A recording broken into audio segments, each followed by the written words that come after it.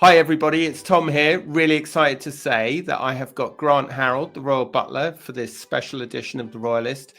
Grant was King Charles's butler when he was a mere Prince Charles from 2004 to 2011. And he's written a brilliant book about his life and service. It's really a very affectionate portrait of the king and his family and William and Harry in sort of what looks now like quite sort of halcyon, sunlit days of innocence. And so he talks to me about a whole load of things about his life, some great stories of being pelted with water balloons by Prince Harry. And he also tells me why he thinks Queen Elizabeth II was the super glue, as he put it, that held the royal family together for so long, and the challenges that it's now facing in the era of King Charles.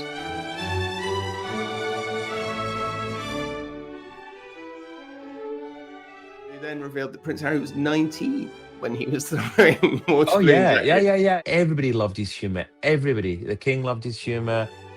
Queen Camilla, she now has loved his humour. I was even speaking to some of my other colleagues recently about him. We were remembering the kind of fun days and all like in a complete agreement that those days have long now gone. And they've got these advisors, and these advisors, the men in suits, men in black suits, I think Dana called them, whatever you want to call them, they've got these advisors. So it is a very interesting world, and it definitely conflicts. I say sad because it is a little bit sad. And the amount of people come up to me that love the king, adore the king, but have all said he's not his mother.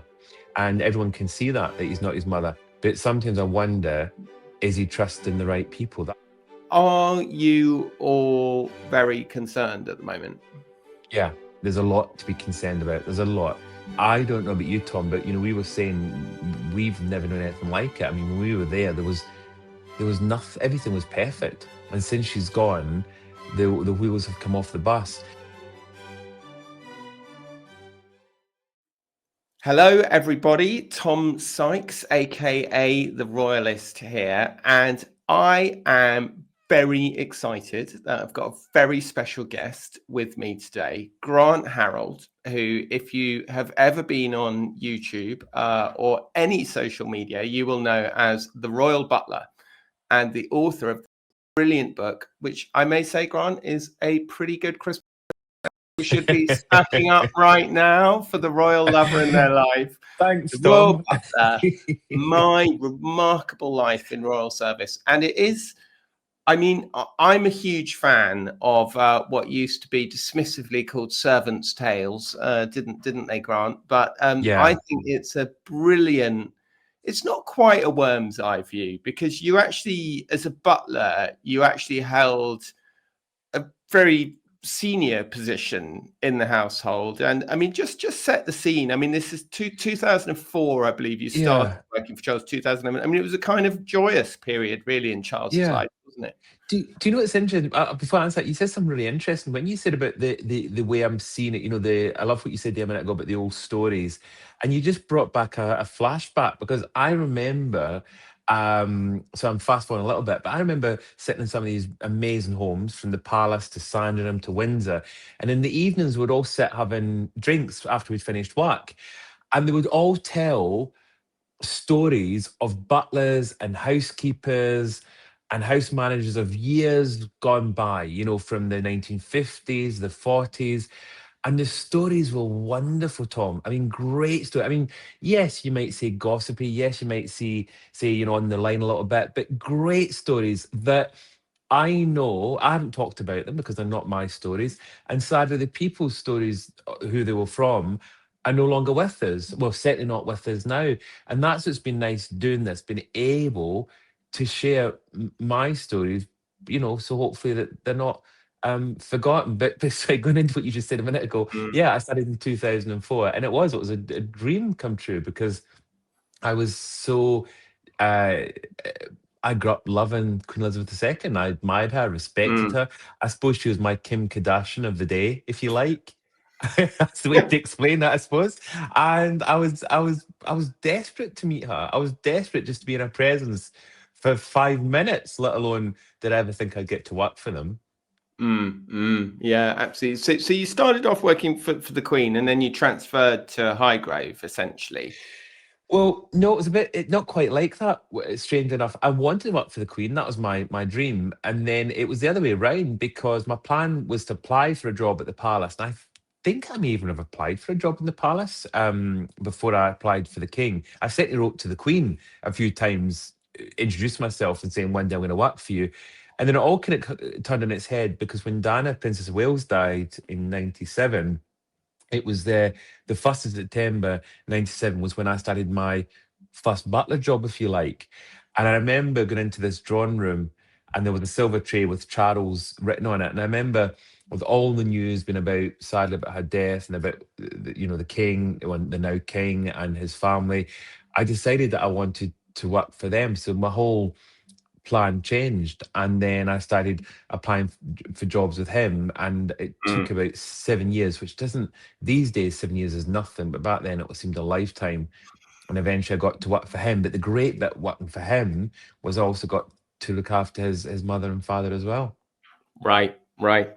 And the Royal Butler: My Remarkable Life in Royal Service by Grant Harrold, available in all good online and bricks and mortar bookstores.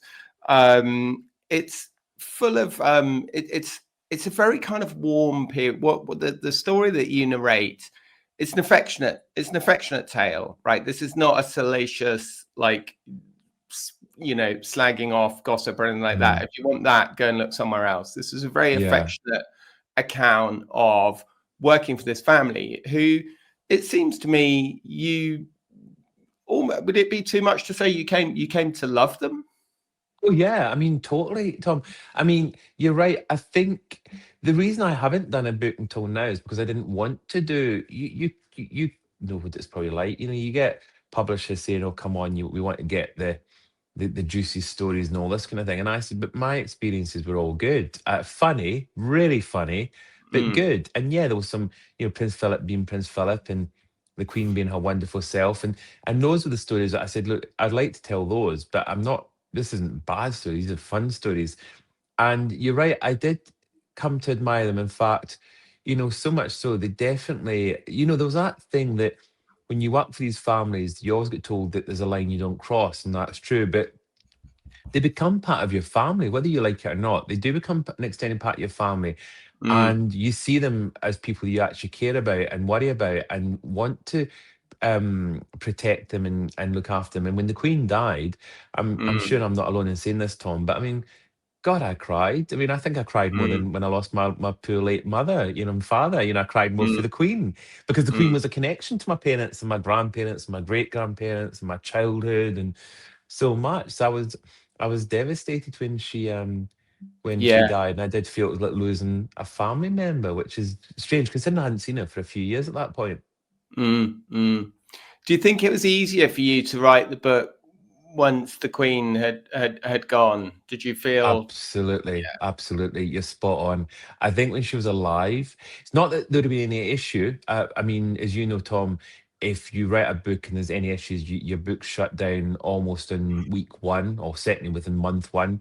So that was it. Wasn't I wasn't worried about that.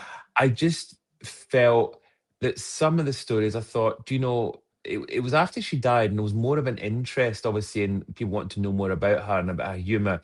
And we've been getting to see that. And thanks to the Palace, they've been given more of a, I think, kind of a behind the scenes of, I mean, there's an exhibition next year, the Queen's Dresses as well, I Mm, believe at Buckingham Palace. And so they're giving more of an insight. And this was a chance to tell people more about her and what she was like behind mm, closed doors, but without trying to breach the confidence, because obviously, like everybody, she's entitled to privacy. And I yeah. wanted to make sure she got that, but I wanted everyone to know that she had the most funniest side to her, which is what's been great being able to talk about it.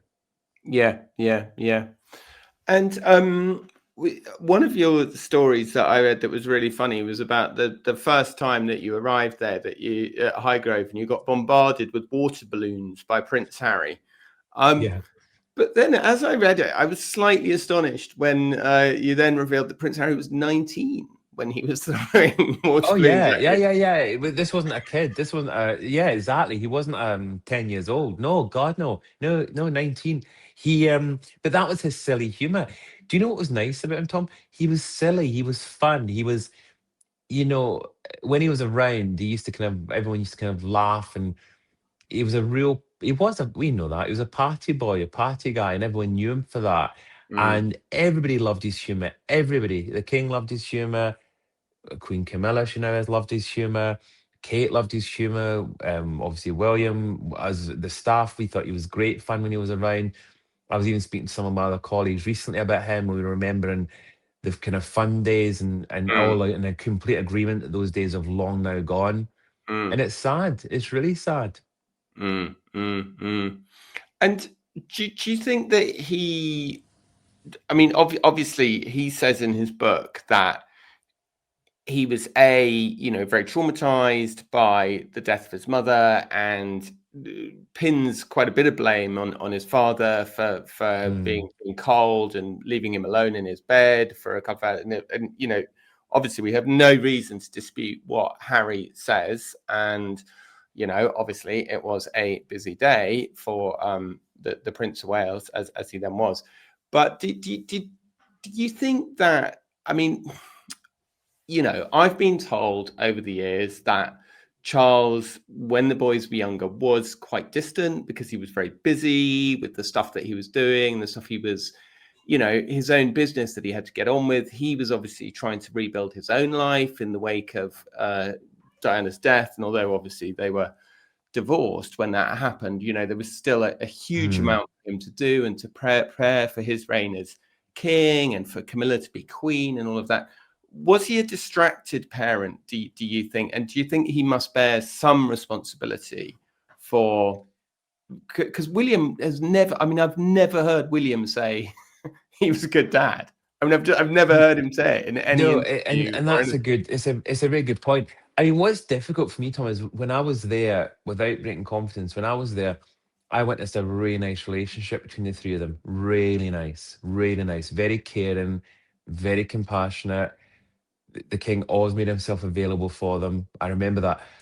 Going back to the period you're talking about, I think it's possible it maybe was different back then because obviously he spent more time with their mother.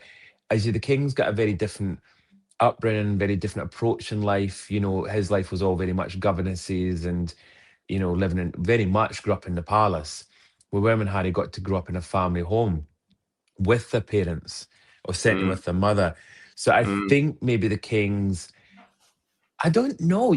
I saw a great clip actually recently from Kensington Palace, and the king's under a little table trying to get coaxing Harry to come out from it, and he's playing with Harry and being silly with him, and that's the kind of stuff my dad did with me. So I'm kind of yeah, thinking, if he was so, as you said, I've heard the similar things, but if he was that aloof and that distant, I wouldn't have thought he'd even have done that. He would have just stayed sitting on the chair letting Diana do it. Do you know what I'm saying? So I'm a little bit, I'm wondering, and I don't see him just doing it for the cameras. I really don't. So no, I don't know what to believe. But all I know is that when I was there, I got to see, um, oh, you know what? I got to see that fun side. I mean, I talk in my book about a water fight at the table at a Christmas party, and yeah, it's a what I great didn't, story. Tell that one. Tell that story. that's when I was sitting with William at the table, and Harry was behind me with a really good friend of mine, and there was all these water balloons. It wasn't water balloons; it was balloons getting between William and Harry, and there was water in them because they were putting water in them, and they were going off above their heads, and it was chaos. But I even remember William trying to send them towards his father, and I think his father even turned one back on him. Do you know what I'm saying? This is the kind of jokes, the kind of carry on that was going on. Yeah, And the world we live in now and the way you hear about it, you wouldn't even think that was possible. But yeah, that was what it was like. It was a bit like one of these kind of comedy carry-on movies at that event with all these water balloons going around. And I remember them. As I said, they weren't water balloons, they were just balloons that everyone, Harry and William were filling with water and sending back across. And the king wasn't putting water in them, but from what I remember, he was grabbing them and turning them round and sending them back. And my good friend Jack was doing the exact same. So there was all this chaos going on at this party. And I was a bit shocked. It was my first Christmas party. yeah. And when I got invited, you get the official invitation, saying you're invited to James Palace for the Christmas party hosted by His Royalness, Prince of Wales. and all this kind of thing. And I was like, wow, this is a big deal. And you go there, and I even took the invitation, which you don't do. I took the invitation. You get a little card to take. I took the whole damn invitation with me. Sadly, it's got this big crease down the middle which is why I would remember folding this thing. And you go in, and it wasn't what I imagined. Well, it was partly because, but I'm there as a guest, and suddenly there's other butlers serving me drinks and canopies, and then we go in for this sit down meal that's all then served to us. And here I'm sitting next to William, and I'm thinking, wow, I didn't see this happening.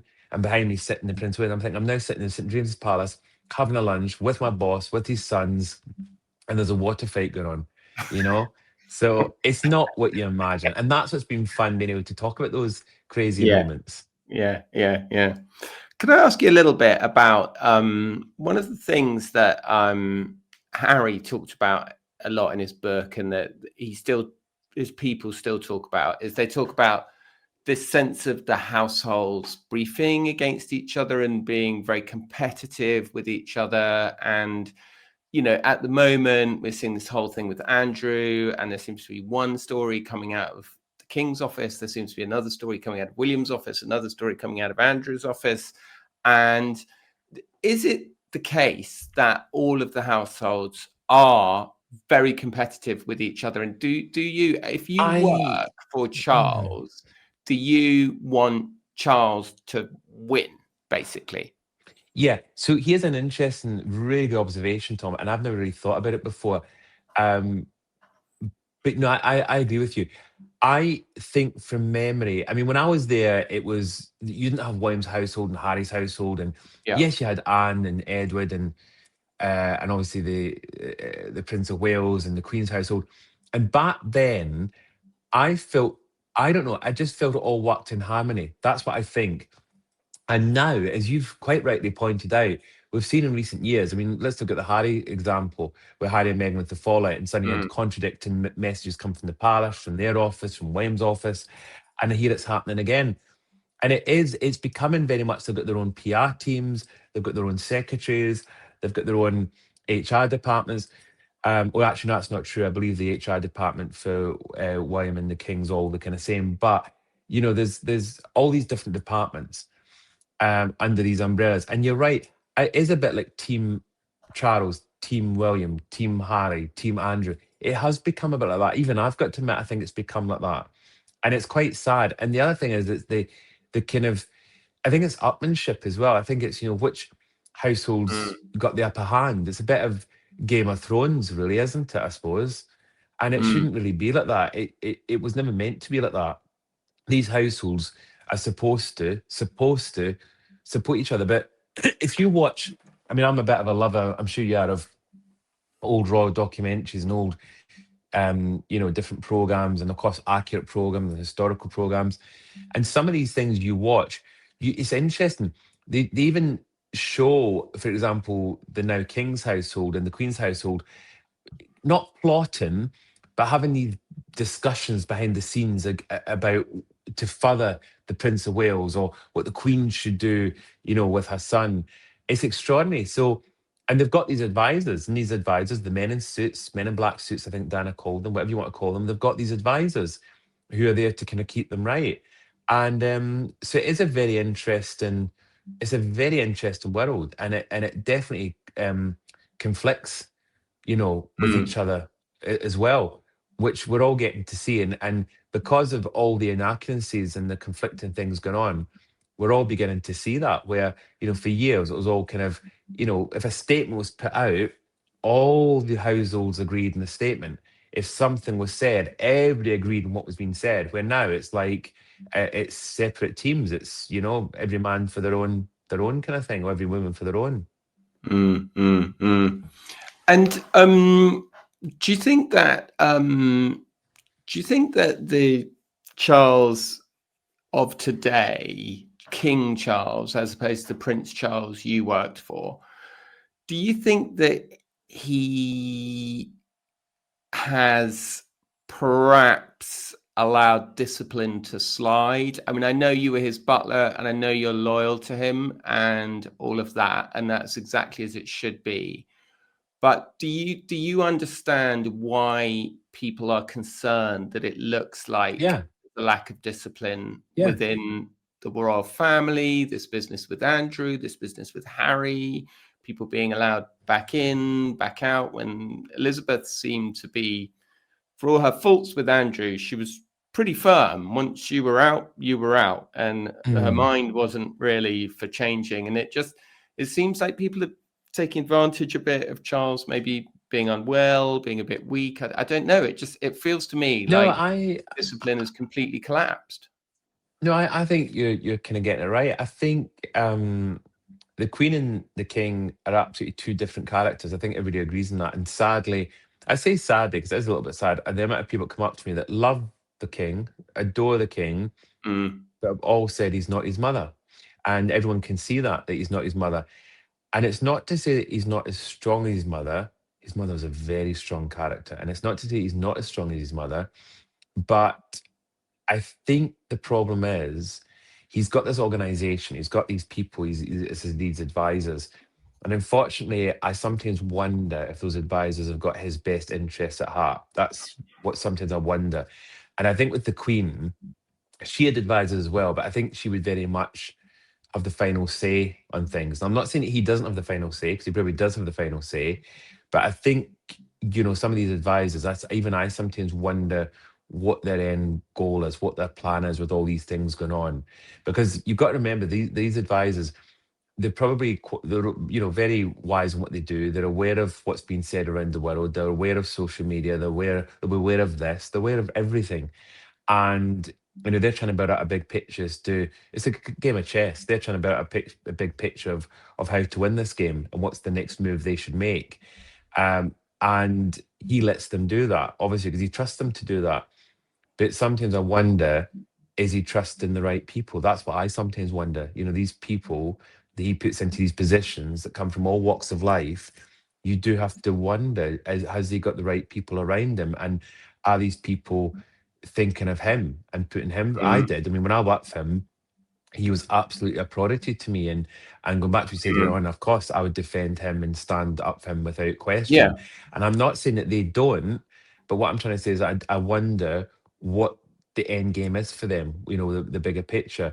It's like when Harry said that he wasn't allowed to contact his father a few years ago, he said he couldn't reach him. And that's because of these people. And I'm thinking, why are they not wanting him to what are they frightened of? Why Mm, don't they want to speak to the father? Because otherwise he's kept in the dark. So that's mm, the kind of thing that I sometimes wonder. That's what I sometimes mm. question.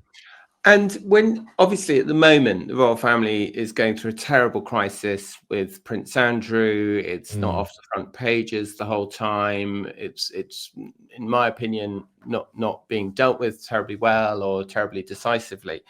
But what I wanted to ask you was, what's the atmosphere like within the royal household when there is a crisis brewing? And but when you were there, what were the what was the biggest crisis that you can remember, and how much does it seep into the household, or how much is it, let's close the doors, put on the television and forget about it?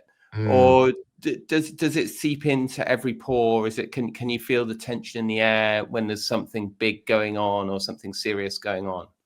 So here's the first thing you're going to laugh at this, Tom. When I was there, we didn't have any crises. I wonder why. I'm not saying it was because of me, but luckily when Mm, I was there, there wasn't any massive crises. But on saying that, yeah, sometimes there was things. I remember there was a period with the Queen. Can't remember what happened, but she wasn't too well for a little period. Nothing serious, but just it did cause a little bit of a mm, panic. Suddenly that, oh, how long could she be around for, kind of thing. mm, mm, And so, but when things used to kind of go wrong, it's that image, or what does it say, where above water, it's all calm, though underneath somebody's paddling like crazy. And I think they're all family. It's a bit like that sometimes. I think they try to make the surface look calm and collective, where underneath they're all paddling like crazy to keep the thing afloat, or keep themselves afloat. And that's the reality. I think, you know, um, yeah, when things go wrong, there isn't, don't get me wrong, there's not panics or, emails going around or everyone kind of run around like headless chicken. It's not like that at all. But there mm, is certainly, they certainly want, when there's things not going to plan, they want to shut it down. Look at the comment recently. It made me smile when they said about this Prince Andrew situation, and they were trying to get the debate into Parliament over his titles and his house and things, and they were trying to draw the king into it. And I believe it was said that the palace made a comment or put a state or said to the government, the government should focus on important issues, and the king should, and we should be focusing on the king's important issues, not on these other matters. And I'm kind of thinking, but these, with the greatest of respect, these are the matters, even though he's not been convicted of anything, which I'm always very clear about, but these other matters are very, very, very serious. And if it was anybody else or any other organization, God, they wouldn't, everything would stop. Well, this is getting looked at. And this isn't happening. And I think I've had a lot of friends come up to me who know what I've done and know my background and know my relationship.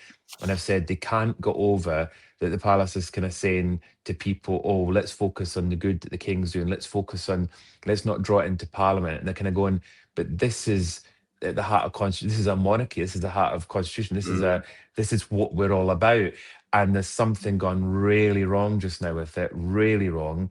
And they're wanting not to investigate it or look at it or open Well, as up. I've said, Grant, repeatedly, they keep saying it's a waste of parliamentary time. I keep saying I can't think of a better use of parliamentary time than to figure out what is going, yeah, as you say, what's going what is on. going wrong with the monarchy? How has this And to been allowed fix to it, happen? and to fix it, the whole point. I think everyone would agree. I think if you asked anybody, they'd say let it get debated, not to let it get fixed. Let the government get involved and work out what and because I'm sure if you did polls or public opinions on this and asked what the public want, it's very clear. I think from feedback what people would want. I don't think there's two.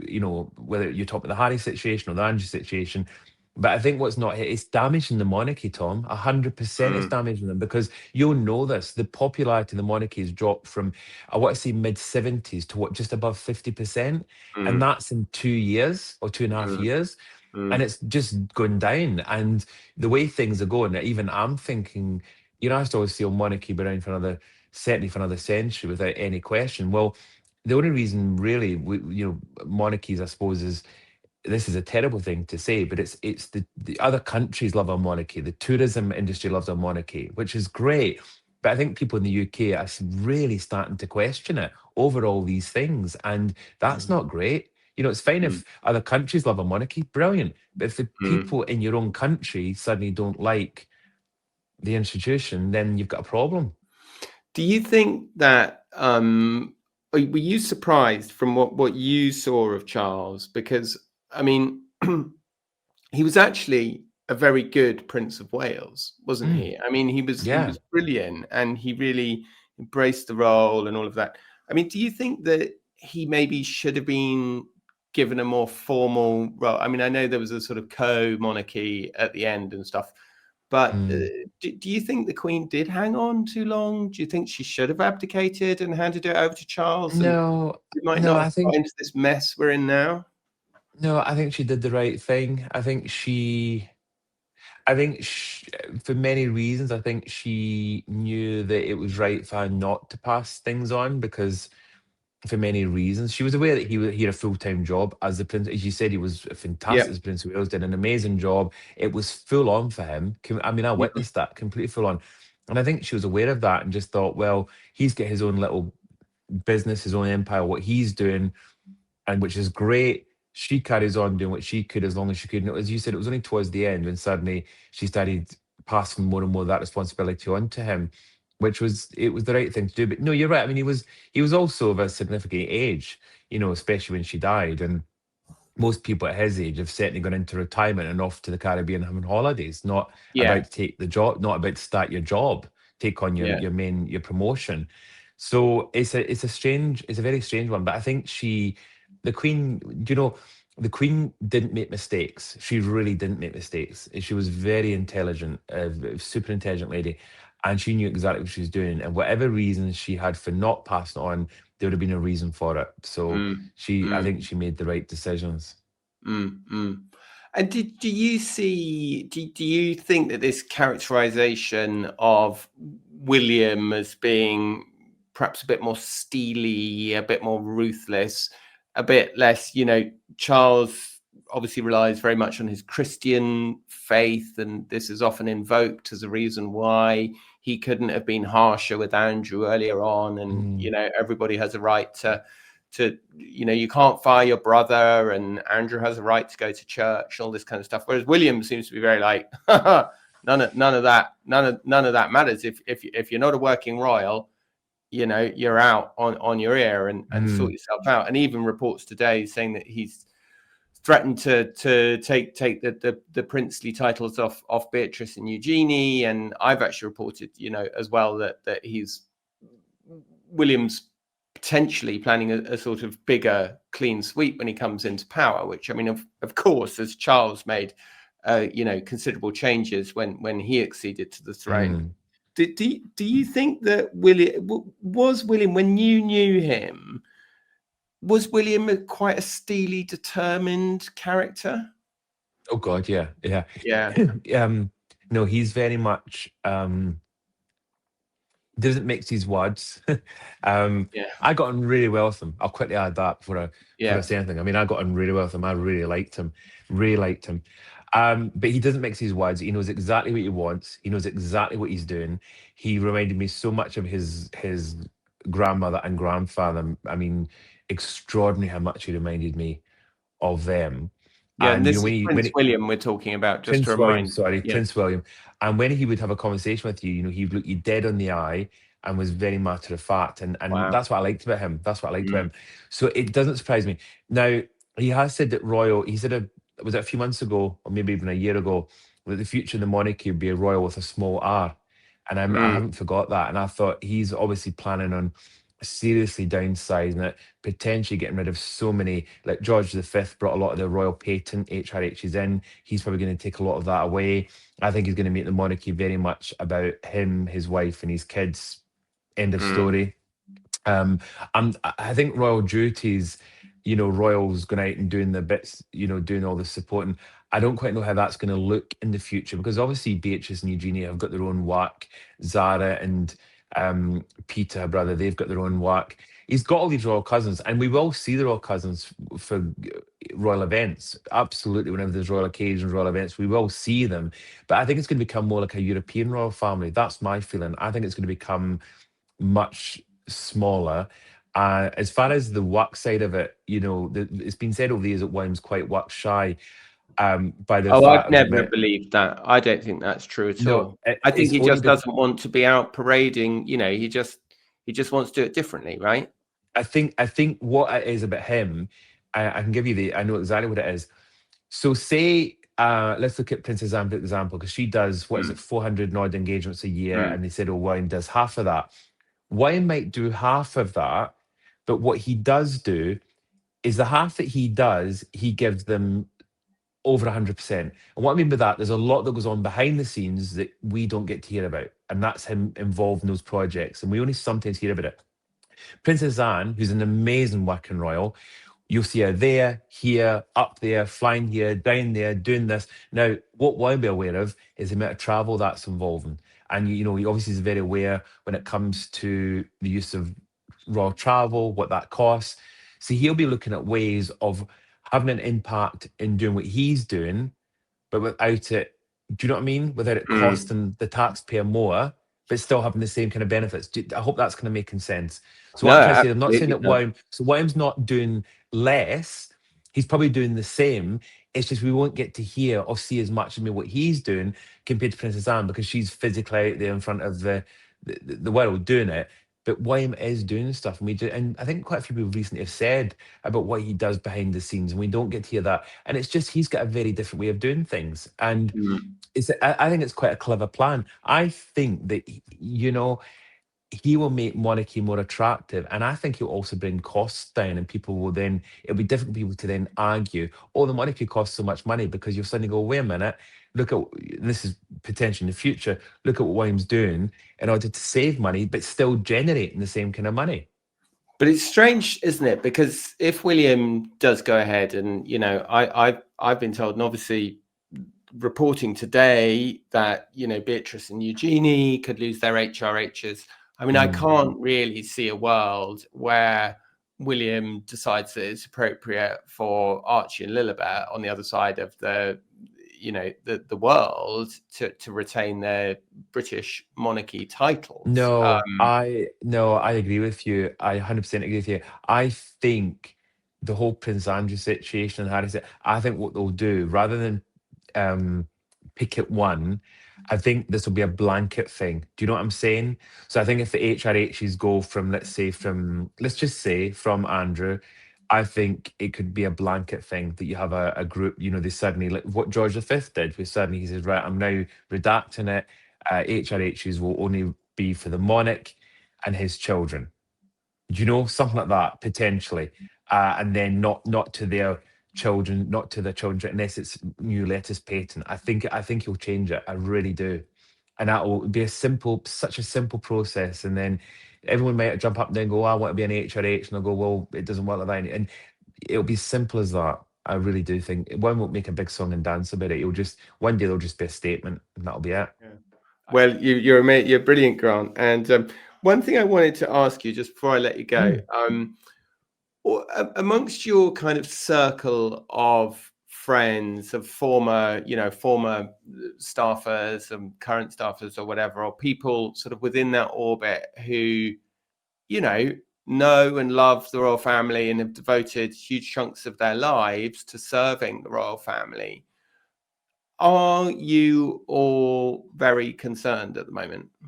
Yeah. I can say yes because I do have friends in the household. I've got friends in the household who have left the household, and certainly with the greatest respect, I won't say too much about the ones that are still there because obviously, I want to protect their privacy. But the ones that have left, we've very much spoke about it, and we're all in agreement that there's a lot to be concerned about. There's a lot, the ongoing Harry situation. We've got very much the Prince Andrew situation. We've got the beautiful Princess of Wales who has been through so much in recent years, and thank God has made a fantastic recovery and seems to be doing really well. And then we've got the poor king who is still very much battling his cancer. And I don't know about you, Tom, but we were saying we've never known anything like it. I mean, when we were there was nothing, everything was perfect, absolute perfect. And now all this has happened, and dare I say, it's ever since we lost the Queen, and it's almost like the Queen was some sort of super glue. And since she's gone, the wheels have come off the bus. But the positive on all this, I think, is it's the King's doing a good job, and it is going in the right direction. And like with any, at the end of the day, the families, they have health battles, they have family fallouts. The future's bright. There's no question about it. You look at the future, William and Catherine with the beautiful children. So there's a strong future without any question. I think that's one thing we all agree on. But what we've all agreed on also is just now, it's in one of its worst times. I remember the Queen back in '92 called it, can't remember the word was, horrible to say, I can't even say the word, but she called it obviously one of the worst times for the royal family. And I think right now they're going through the same again. But as we know from back then, there will be a light at the end of the tunnel. Yes. No, I think that was her Annus Horribilis, wasn't it? Thank you. That she talked about. Yeah. When you say the Harry situation, what are people? Because obviously, I know I hear both sides of the story as a journalist. I speak to both sides, and of course, what I hear from the British side, if we might call it that, is that they're concerned about the way he betrayed the family as they see it. And what I hear from Harry's side is, he was traumatized by what he went through in the family, and he felt that him and his wife weren't taken seriously and weren't respected, and their mental health problems and stuff weren't addressed. But is the Harry thing not slightly in the past? I mean, is it still a live concern or a live issue? Because I very much got the impression that people at the palace were kind of over the Harry thing. Yeah, I think it's moving in the right direction. And of course, he's now seen his father and there's been conversations. And I, like you, Tom, I think that it is moving on. I really do. I think in a weird way, and it's terrible to say, but I think the Prince Andrew thing, I think, is also moved that spotlight away, which is not a bad thing because hopefully it's given them a chance to heal and fix that privately, which is potentially what's happening. What the outcome of that is, we may never know. But I think it has certainly moved on. And, with all families, sometimes things do fix. And I'm kind of wondering if that is healing. I think it's healing. I'd like to think it is. So I agree with you. I think that's a chapter that's moved on, and whatever, I'm hearing all sorts of rumors, you probably are, about them making a comeback and doing royal duties and whatever that might They be or might don't not want to be. do that. They don't want to come back. She I doesn't ever want to I set foot I in England I again. don't think so. Come And on. also the other thing is, the slimming down the monarchy. Why would they, if and just say that is the plan? Why would they then bring them back in and get them to do? It wouldn't make sense. That'd be crazy. I think, just from a personal point of view. Yeah. So I think the best thing is to let them do what they're doing in the States. All we really want, I think you agree, all everybody wants is just for for them all to get on, and for the William and Meghan not just to do their thing and respect I them. think it I think is it's just hard though, isn't it? I mean, it's very obviously William, and William's made it pretty clear that the line in the sand is, it's non-negotiable without an apology. yeah, And yeah, he Harry has. seems to have dropped the demand for an apology and now seems to accept that his family want him to apologize. And it's a slight shift in tone. He's definitely Yeah, dropped his demand for an apology. But I mean, William, as you spoke about earlier, is a pretty steely setting. Once you mess with William, you mess with William at your yeah, peril. that's it. I Yeah, mean, this is.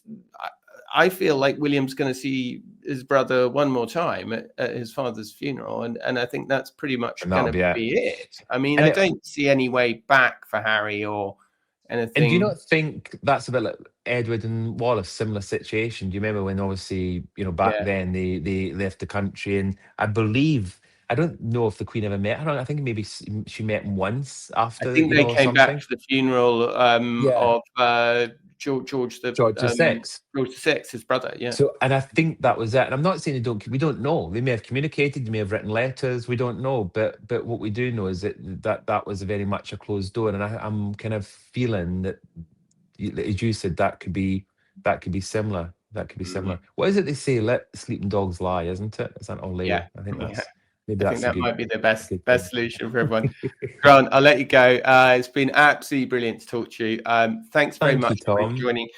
Don't forget, please subscribe to the Royalist Substack and make sure that you buy Grant's book, The Royal Butler.